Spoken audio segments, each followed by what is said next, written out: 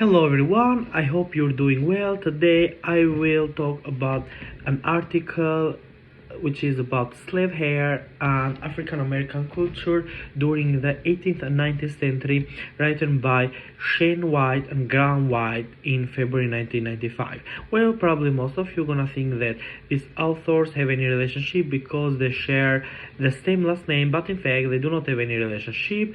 They're both history professors in the history department at the University of Sydney in Australia.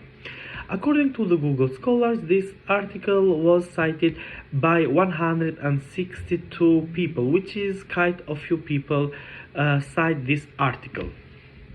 In their essays, both authors explore the evolution and importance of the slaves' hairstyles.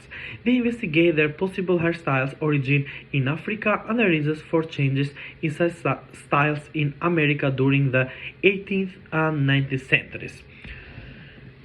The evidence shows that the slaves showed great pride in their hair, it into elaborate and widely disparate styles, especially in the 18th century.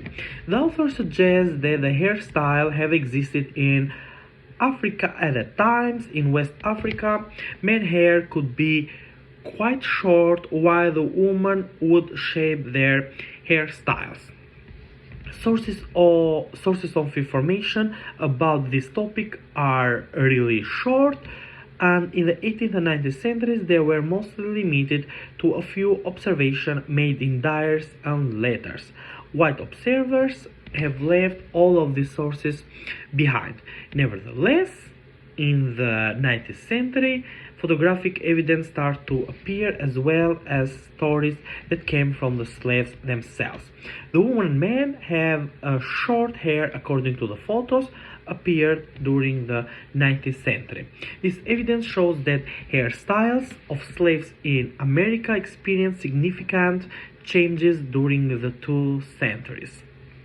By the beginning of the 19th century, it seems that men and women in the slave population began to wear their hair much shorter. The authors conclude this from the fact that runway posters from this period generally do not mention hair at all, and the few do mention short crepe hair. In addition, the authors claim the slaves often have their head shaved as a form of punishment. To avoid this punishment, they use the short hair. It seems that it was difficult for the authors to find primary sources about this topic, about this theme, but nevertheless they did an insightful and great job by showing evidence about the changes in hairstyles in African American slave culture. So definitely both authors of this article made a great contribution to American cultural history.